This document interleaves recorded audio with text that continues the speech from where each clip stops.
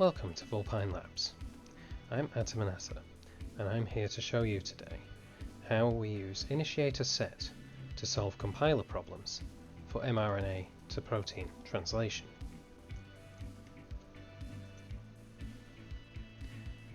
INITIATOR SET is designed to apply weightings and probabilities to any mRNA sequence to calculate the most likely proteins to be produced from it. It is also designed in the longer term to be possible to run in reverse, and so to figure out which mRNAs lead to a specific protein sequence. But for now, its purpose is to figure out which proteins come from a specific mRNA. We will start by selecting a FASTA file, and this will come from wherever you've downloaded it to. And the FASTA file is a format that is intended to just provide a plain text, very loosely defined content for any genetic code. In this case, we're using the gene BAG1. This FASTA file contains several sequences, including UTR sequences and CDS sequences that we've already made separate files of here for the purposes of our tests. But you don't need to do that. Here we're just using the whole sequence, the whole file, because now the map-AIC submodule, it is able to parse the cDNA and provide an mRNA sequence from that by converting the T's to U's. We can now select the data that we're going to use to apply probabilities and weightings to the mRNA sequence. Do bear in mind that in the production version, the future versions of INITIATOR SET, there will already be a gradient of probabilities applied as soon as you load your gene to the mRNA sequence that is to adjust for the actual position of the codons in the mRNA in the first place. But after that is where our selection of sample data comes in. We're using Lee et al. 2012 to adjust our AIC likelihoods based on which codons are actually there. And when we click Analyze, it will actually provide the color coding pattern for our mRNA that indicates what the probabilities are, and that is also provided in the numbers below. In the production version, we will also include a probability waveform display mode, which unfortunately has not yet been coded, but it will be soon. And that will give you a much neater view from the beginning to the end of the mRNA as to what the changes of the probabilities actually are. So, besides that, you'll also be able to change the colours that are displayed for particular codons. So you may set some of the codons to not show a colour at all, or you may just set some to show a very different colour to be really obvious compared to the rest.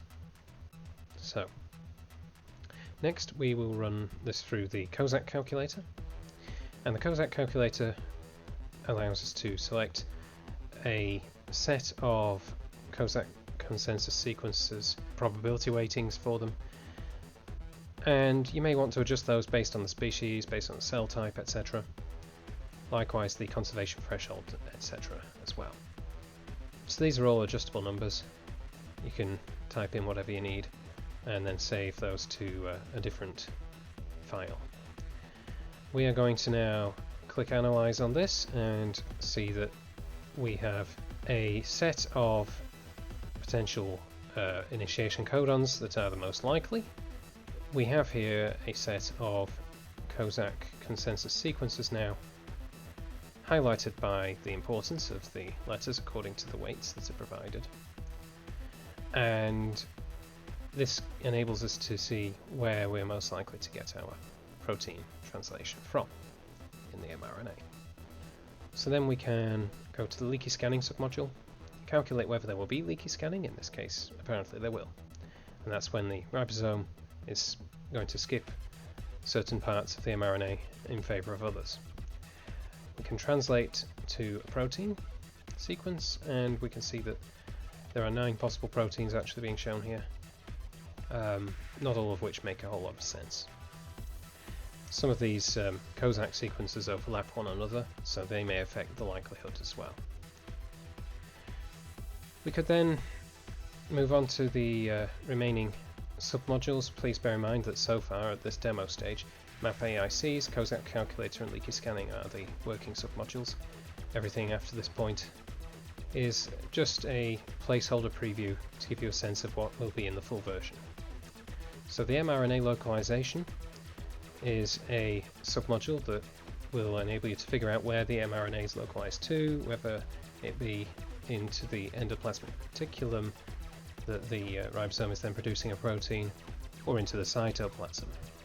And the factor of whether the ribosome is studying the ER or not, that may affect the way that it actually passes the mRNA as well,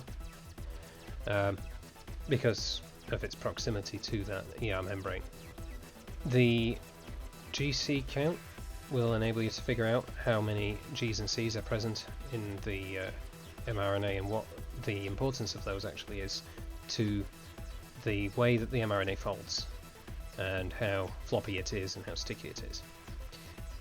Submodule will be quite an interesting one, I feel, as it will enable you to adjust the bond weaknesses and compounding effects, the impacts that those have on the probabilities, and it will enable you to see how many GCs there are per coding sequence, compare them between different possible proteins that you get from your mRNA. Then we move on to the motif predictor. This allows you to check for things like hairpin loops, IRESs, which are internal ribosomal entry sites, often used by viruses, and other motifs. The data sets that you can select from may come from external sources, or we may be able to include some based on prior calculations in the guess.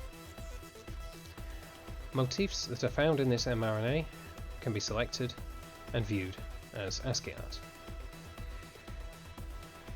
That's an industry standard often used in a lot of scientific papers and textbooks.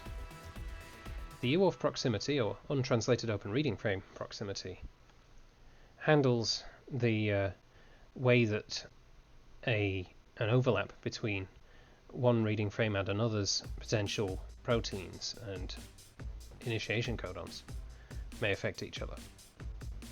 So you'll be able to sort the AICs by open reading frames, you'll be able to sort them by mRNA order, highlight untranslated open reading frames by proximity to major AICs, highlight UORFs by proximity to stop codons as well, be able to adjust their disruptiveness and impact, and apply them to the mRNA annotations, as well as viewing how they look in ASCII art. And of course the probabilities will all keep showing up in our numbers and our waveform display mode as well. Onwards to the ribosomal assembly, we can see the different ingredients of the ribosomes, from the EIFs through the rRNAs and tRNAs that they'll be using to produce proteins, and snow RNAs that may affect the assembly of them as well. We'll be able to calculate the effect of this combo on the likelihood of translation at each AIC, and generate models of ribosomes for viewing and export. The annotation matcher then enables you to bring together all of those previous submodules and their outputs into the annotation of the mRNA sequence. Be able to do a BLAST-P alignment to compare that with other proteins, whether those are local or from external databases.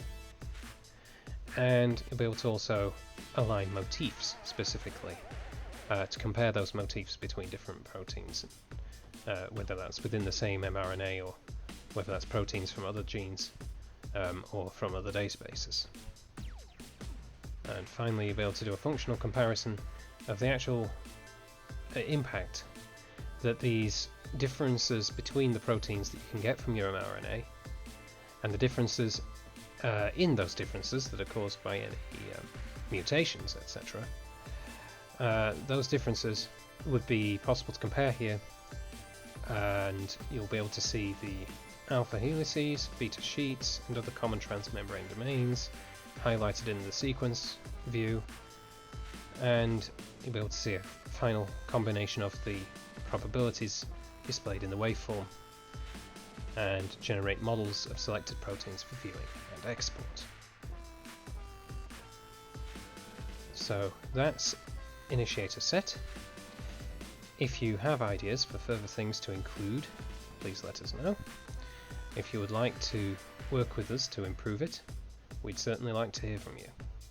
And if you would like us to provide you with training for your staff, if you would like support, if you would like us to co-develop further systems and extensions to this with you, we're very interested to work with you and to see what you have to say. Thank you very much for your time, and have a lovely day.